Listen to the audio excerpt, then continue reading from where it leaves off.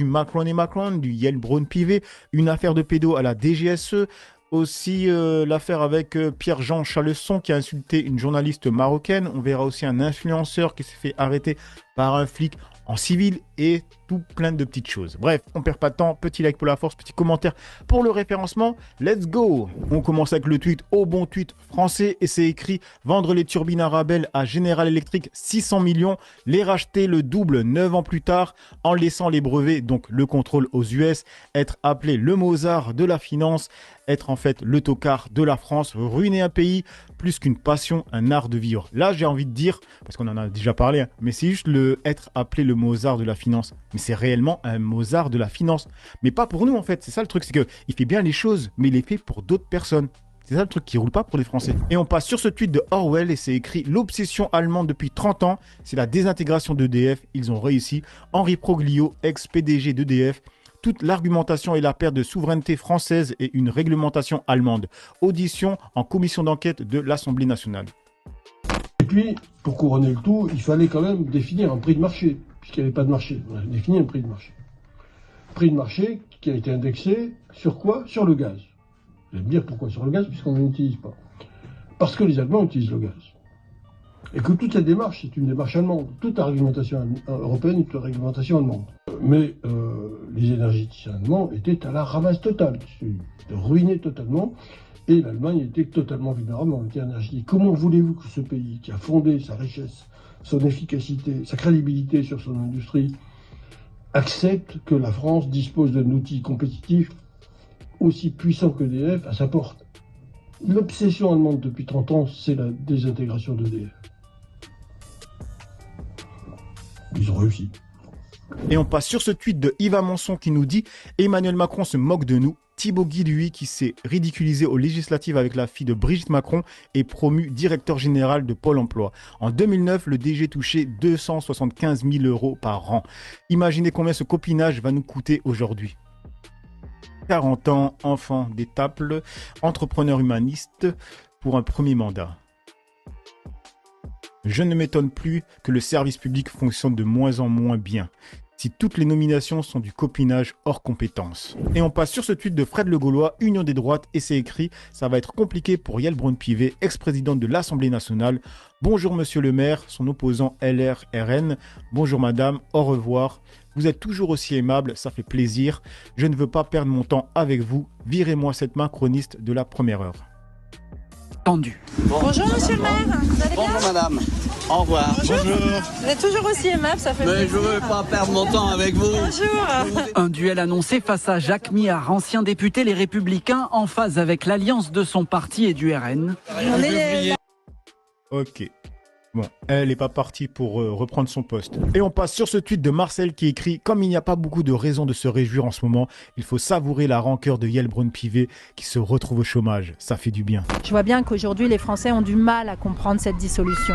Et ayant du mal à comprendre cette dissolution, ils ont du mal à passer outre et à passer à l'étape d'après et à dépasser l'inquiétude, la colère, etc. Incroyable, quand je l'écoute, en fait, elle est en train de parler d'elle. Les Français ont du mal à comprendre la dissolution et de passer outre, passer à autre chose que la colère, etc. Mais c'est elle, en fait, qui a du mal à comprendre la dissolution. Elle a du mal à l'avaler, tu vois. Parce qu'elle a perdu ses avantages, tout simplement. Non. Isée a mis en ligne la photo. Qu'est-ce qui se passe à ce moment-là? Oui, parce qu'il y a deux photos. Il y a cette photo à l'intérieur et après il y a une photo à l'extérieur. Et donc sur cette photo, on est entre responsables de la majorité avec le Premier ministre, le Président de la République. Il a décidé de dissoudre l'Assemblée nationale. Il doit être 19h15, 20. Moi, c'est comme ça que je l'apprends en fait. C'est pour ça que c'est violent. Mais à ce moment-là, je n'ai pas eu d'échange particulier avec quiconque. On a discuté les uns avec les autres. Je ne suis pas au courant de la décision et donc c'est un moment... très, très brutal. Et effectivement, ma réaction, c'est simplement de dire au président de la République que je souhaite que les institutions soient respectées et donc qu'il y ait une consultation de la présidente. S'il te plaît, laisse-moi continuer à manger dans la gamelle. C'est ça qu'elle a dit. De l'Assemblée nationale que je suis. Vous vous isolez sur la terrasse de l'Élysée, vous êtes en tête à tête, voilà. Le président est penché vers vous. Qu'est-ce que vous vous dites à ce moment-là? Écoutez, il essaye de me convaincre que la décision est la bonne et moi j'essaye de le convaincre qu'il y a d'autres voies, d'autres chemins. Il était beaucoup trop tard pour le faire changer d'avis. J'ai cette déception de ne pas réussir à le convaincre. Édouard Philippe a déclaré à TF1 Info: C'est le président de la République qui a tué la majorité présidentielle. C'est des mots qui sont très forts et qui ne sont pas les miens.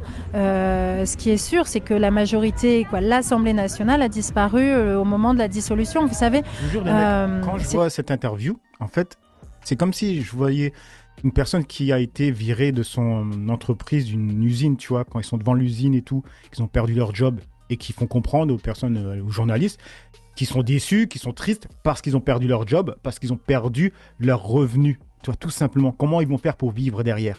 Et elle, en fait, on le comprend très bien que c'est parce qu'elle a perdu ses avantages, le salaire, voilà, tutti quanti, qu'elle a le seum. Mais elle te le sort d'une certaine façon en mode « Oui, je suis déçu pour l'Assemblée nationale, grosso modo, c'est pour notre bien, quoi, quand elle travaille là-bas, etc. » Mais en fait, quand tu lis entre les lignes, c'est juste qu'elle a plus sa soupe chaude, sa soupe onctueuse, et qu'elle a le seum. Elle aurait pu faire une pipe à Macron, s'il avait dit, pour garder son job. Minable. Ah non. Une violence folle pour nous, parce que c'est 577 parlementaires qui, en une seconde, perdent leur mandat. Le macronisme est mort. Je pense que ce qui est sûr, c'est que maintenant, on est passé dans une phase 2. Il y avait le macronisme, c'était le dépassement des clivages au sein d'un même parti qui a été En Marche puis Renaissance. Je pense qu'aujourd'hui, la phase 2, c'est la phase de rassemblement. Ça veut dire aller travailler avec des gens qui ne font pas partie de notre famille politique et sans leur demander de venir dans notre... Retourner un peu sa veste, voilà. Ah, on va retourner un peu sa veste parce que peut-être que de cette façon, on va réussir à récupérer son travail, tout simplement. Voilà, c'est ça en fait ce qu'elle dit. Politique. Donc les LR restent républicains, les sociodémocrates restent sociodémocrates. Madame Braun-Pivet, est-ce que vous pensez que le 18 juillet, vous allez remettre les clés de l'Assemblée nationale à Marine Le Pen, qui pourrait devenir présidente de l'Assemblée nationale?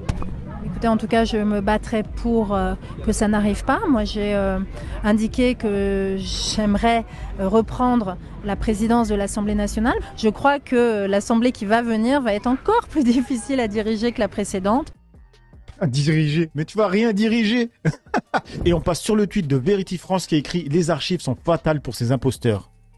Et si je vous disais entre Éric Zemmour et Jean-Luc Mélenchon, qui vous choisissez? Ah, je m'abstiendrai, tout simplement. Qu'est-ce que vous pensez des abstentionnistes? Et que ce sont des feignants et des ingrats qui négligent les acquis que d'autres ont payés de leur vie. Que ce sont des gagne petits qui veulent des droits sans devoir, des malhonnêtes, des irresponsables qui s'en remettent à des gens qu'ils n'ont pas élus. Je m'abstiendrai. Voilà les mecs. L'exemple pur de ce que je vous dis tout le temps. C'est génial maintenant avec Internet, il n'y a rien qui se perd. Et ces intellectuels ou politicards qui parlent à chaque fois, qui disent de la merde, mais en fait, on peut leur remettre en pleine gueule. C'est plus comme à l'époque de la télé cathodique, tu vois, où ils pouvaient dire ce qu'ils voulaient, et ensuite, 2-3 ans après, 4 ans après, ils disaient « Ah, mais je ne l'ai pas dit, tu vois. » Parce qu'on n'avait pas vraiment les enregistrements. Et là, regardez-moi ça. C'est tellement parlant. T'as plus rien à dire. Tu mets juste les vidéos côte à côte. Pour qui se prend le type qui va pas voter, Thomas? L'abstentionniste n'est pas un électeur tellement exigeant qu'en son âme et conscience, après un examen minutieux, aucune proposition ne le satisfait. S'abstenir, c'est encore s'engager. L'abstentionniste, c'est un snob qui a une tellement haute opinion de sa propre opinion qu'il aurait l'impression de la souiller en la mêlant à la tourbe des autres. C'est pas une solution idéale, mais je serai dans cette situation-là. Abstention, piège à con. Ok. Et on repasse sur un tweet de Marcel et c'est marqué « Super recadrage de Raphaël Enthoven. Non, LFI n'est pas un parti antisémite, mais si on cherche le vrai antisémitisme, on le retrouve facilement. » Jean-Pierre Mignard, antisémitisme d'atmosphère. Est-ce que vous êtes d'accord avec cela à propos de la France insoumise? Moi, je suis juriste. Donc l'atmosphère, je ne sais pas ce que c'est. Je sais ce que sont des infractions, je sais ce que sont des délits, je sais comment on les poursuit. Et s'il y avait effectivement un parti aussi antisémite, violemment et massivement antisémite, tel que le dit Raphaël Enthoven, évidemment, l'ensemble des procureurs de la République et des procureurs généraux multiplieraient les enquêtes préliminaires dans le pays. Donc déjà, sur le plan du juriste, je peux dire non. Voilà, ça c'est des facts, tout simplement. C'est pas un ressenti. Deuxièmement, je dis que la gauche a été antisémite, ça fait partie de son histoire. C'est évident que Gued, Blanqui, Proudhon étaient effectivement des antisémites. Ça a été l'affaire Dreyfus où Jaurès a purgé cette question et où on est... Tu vois, là, tu vois Enthoven, il est comme ça. Oui, c'est vrai, c'est aussi des facts. C'est pas des ressentis. La gauche, sur ce point, s'est engagée, heureusement, pour effectivement faire de la cause de la défense des Juifs une de ses causes importantes. Et Grégoire avait commencé bien avant la Révolution française. Mais c'était essentiel. C'est la deuxième chose. La troisième chose, c'est que je pense, alors pour le coup, que le parti, le Rassemblement national, n'est plus un parti antisémite au sens où on avait l'habitude de le dire, mais... Au sens du fondateur, au sens de l'époque du fondateur. Oui, je ne pense plus. En tout cas, écoutez, moi je ne suis pas un type, je suis pas grossier. Donc j'écoute Marine Le Pen, je n'ai pas entendu de sa part. Simplement, il y a une histoire, il y a une génétique du Rassemblement national. Et au-delà de ça, je vais vous dire pourquoi je pense qu'il est resté antisémite. Parce que dorénavant, ce sont les Arabes qui ont pris la place des Juifs. Donc ils ont changé de sémite. Et on passe sur ce tweet de La Gauloise et c'est marqué « Les humanistes 2.0 gauchias ». Alors Vincent Lapierre demande à un gauchiste s'il veut accueillir un migrant chez lui. Réponse va vous étonner. Ça montre quand même l'hypocrisie de pas mal de personnes par rapport à l'immigration. Vous seriez prêt à en accueillir un chez vous? Sinon vous proposiez ça parce que j'ai un grand canapé, donc oui. Si vous voulez, on y va? On en prend? On y va? Oui. On leur demande.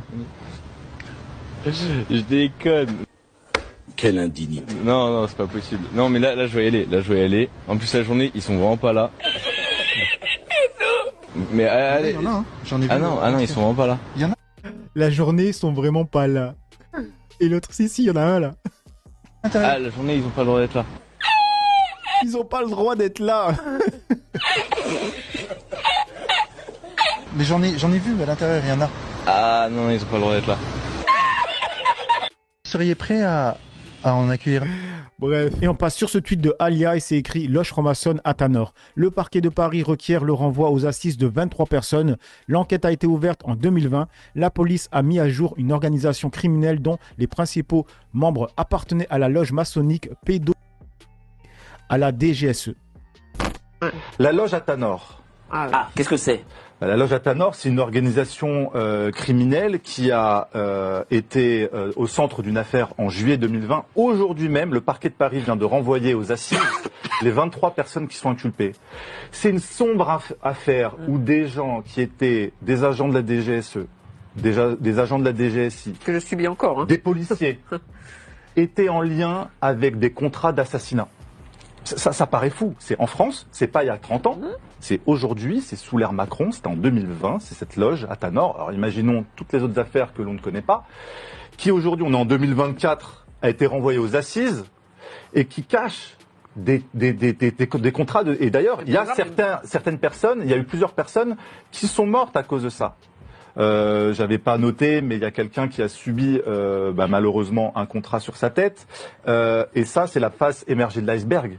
Donc on voit à quel point il est possible pour des gens, des renseignements intérieurs, de la police, des politiques sûrement, dans d'autres loges, de travailler de concert pour leurs intérêts. Bon là, ils avaient des intérêts autres que les réseaux pédocriminels.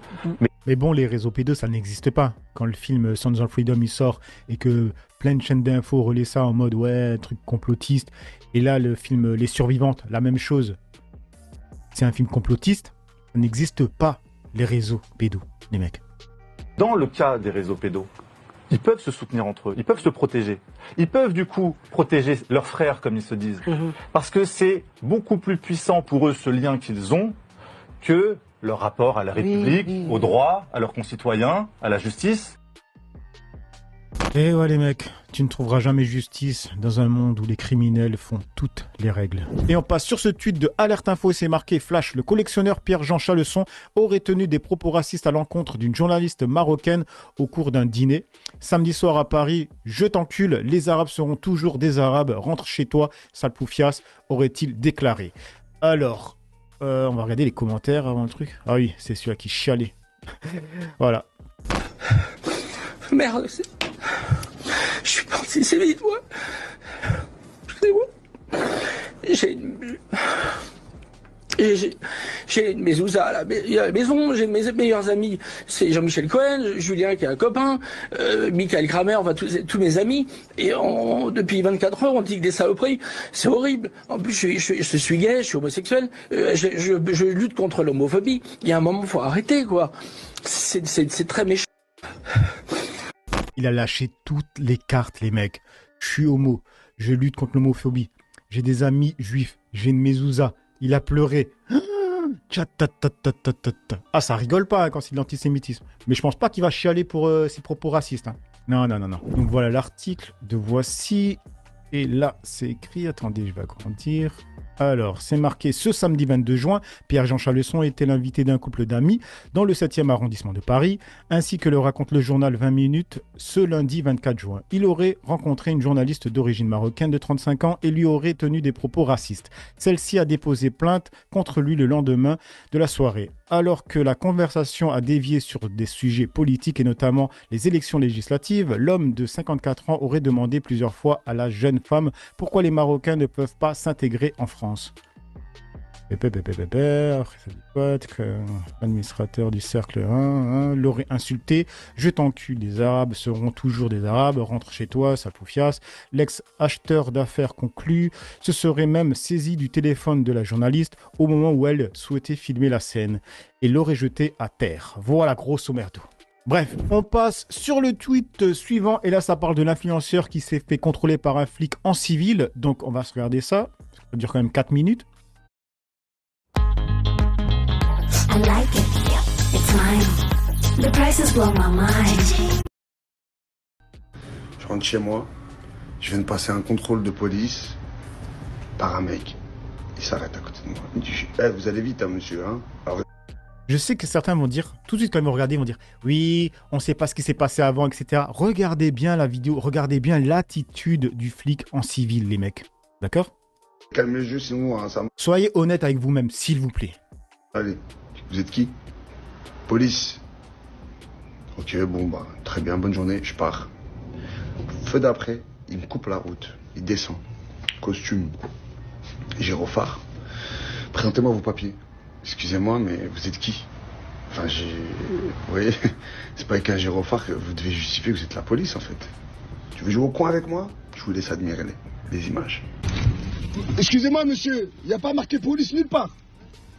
J'ai pas vu. Mais on voit pas. Mais on ne voit pas. On ne voit pas. Vous descendez en costume, vous me dites c'est la police. D'accord, bah criez jusqu'à demain si vous voulez. Oui, d'accord. Ok. Ta fille, elle va t'attendre. Ma fille, elle va m'attendre. Mais monsieur, Et vous êtes content? Vous êtes père de famille.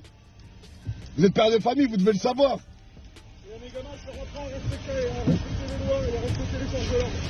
Ah, je vous ai pas respecté à quel moment? À quel moment? Parce que je vous ai demandé de justifier si vous êtes policier parce que vous êtes en costume. D'accord, ok. Juste un truc pour ceux qui vont dire quelque chose. Il y a quelqu'un qui a posté ça, qui est intéressant. Alors, ce policier est en infraction. Oui, en vertu de l'article 636 du Code de la sécurité routière, je dois obtempérer si un agent de la paix me demande de m'immobiliser. Cependant, l'agent de la paix doit être identifiable à première vue comme tel. D'accord? Voilà. On continue. Des merdes. Je viens de passer un... Mais... Demandez de justifier si vous êtes policier parce que vous êtes en costume. D'accord, ok. Montrez vos passeports, s'il vous plaît, monsieur. Donc voilà, un policier en civil qui fait du délit de faciès, qui se permet de faire plus que la loi, le corps ne l'oblige, se permet de m'insulter de connard et me dit que je vais récupérer ta fille en retard. Voilà.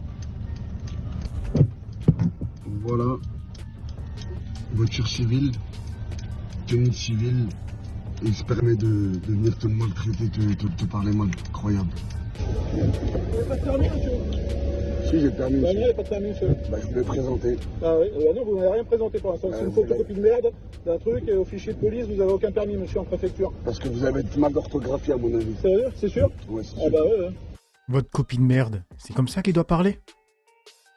Bah non, il est bien orthographié. Donc on va aller au commissariat, je vais faire venir en patrouille, et vous allez finir le garde à vue au commissariat, monsieur? Bah non.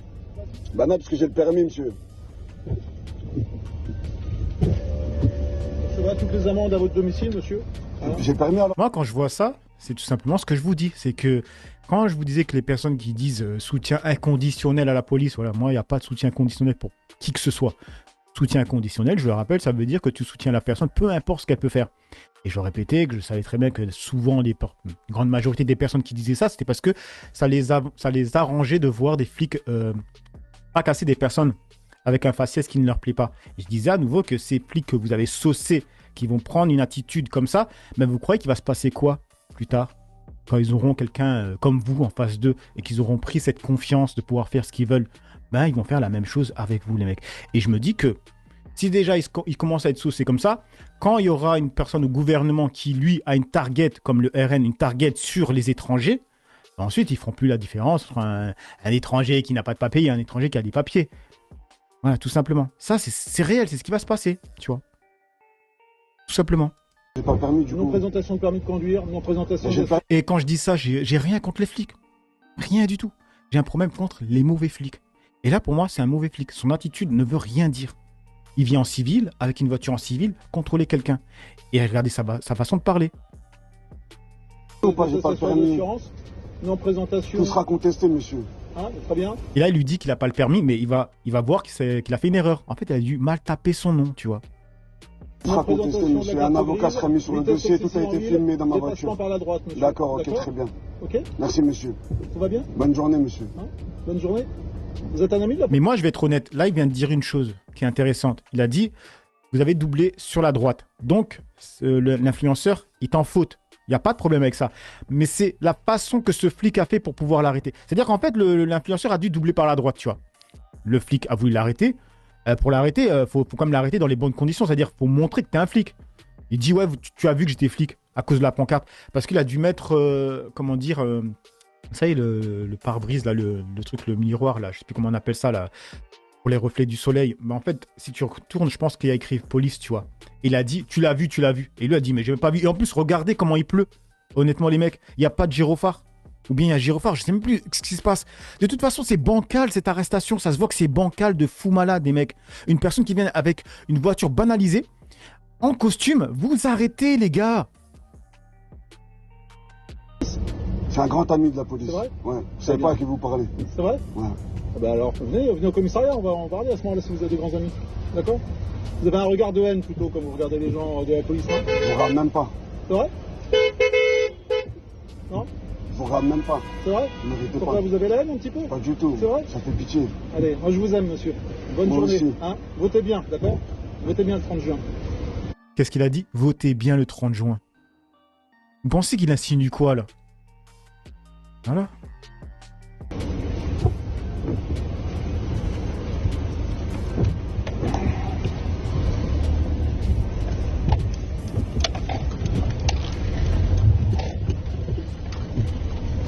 Ce que je veux dire par là, c'est qu'on voit de plus en plus de vidéos où les gens se lâchent, mais ils se lâchent pas à cause des immigrés sans papier, etc. On voit clairement que c'est juste les personnes qui leur ressemblent pas, qui leur posent un problème. Vous voyez?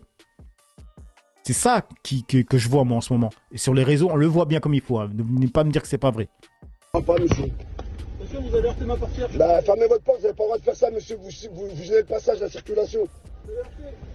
Vous gênez la circulation. Là, il est en train de faire en sorte de l'énerver pour pouvoir l'arrêter. Il ouvre sa portière pour que lui ne puisse pas passer, en fait.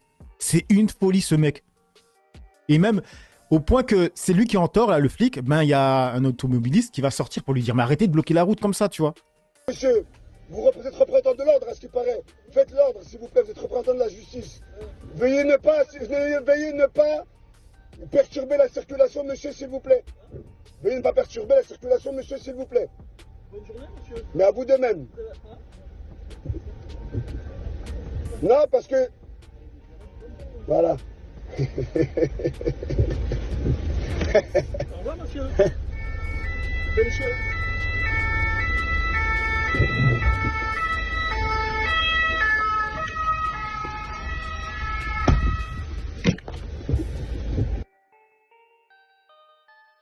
Et on passe sur ce tweet de Shannon Seban qui écrit « Dégage, sale sioniste, voici ce qui a été scandé à mon encontre par des élus locaux et des partisans de l'extrême gauche cet après-midi, le 23 juin 2024. » Et du coup, elle poste cette photo. C'est vendeur, après ce qu'elle a dit. Un mec en t-shirt Palestine, tu vois. Mais elle n'a aucune preuve de ce qu'elle avance, de ce qu'elle a dit. « Dégage, sale sioniste. » Et du coup, quelqu'un lui a répondu « Vous n'êtes qu'une grosse mytho et la preuve est là. La vidéo entière fait 3 minutes 22 et jamais le mot sioniste n'est prononcé. Sommes-nous étonnés de votre procédé, Madame Seban? Non. Voilà, la vidéo est là. Elle a été chahutée, comme tout le monde, parce que quand une personne de droite va dans un endroit où il n'y a que des personnes de gauche, bien sûr, les gens vont lui dire t'es pas au bon endroit, tu vois, tout simplement. Et vice-versa, on le sait. Voilà. Mais il n'y a pas eu le mot sale sioniste, etc., etc. Écoutez. Après, ça dure 2 minutes et quelques. J'ai pas envie de me mater 2 minutes, donc je vous mets le lien. Vous n'êtes pas au bon endroit. Vous n'êtes pas au bon endroit. Mais je suis chez moi, madame. Voilà, elle a dit, vous n'êtes pas au bon endroit, tout simplement, toi. On a vu des politiciens se faire chahuter pire que ça, les mecs. Hein. Donc, dans la vidéo, on ne voit pas, on n'entend pas en tout cas le mot sioniste. Voilà. Et elle vient avec un tweet et une photo avec des Arabes, des Maghrébins, avec un t-shirt palestinien et te dit, on m'a dit, dégage, sale sioniste. Bien sûr, les gens qui sont déjà acquis à sa cause vont la croire. Elle est en train d'accuser des gens sans preuve. Voilà. Tout simplement. Et là, dans la vidéo, on n'entend pas sioniste. Mais non, chez moi. Mais moi aussi, madame. Et ben voilà. Chez moi. Qu'est-ce que c'est que ce langage? Je suis chez moi, on est en France. On a vu des politiciens se faire pousser dessus, se faire jeter des œufs, etc. Personne ne l'a touché. Personne ne l'a touché. Allez voir la vidéo. Voilà, tout simplement. Ils m'ont juste dit, vous n'êtes pas au bon endroit. Hein, d'accord? Voilà, bref. Donc voilà les mecs pour cette vidéo zapping réaction.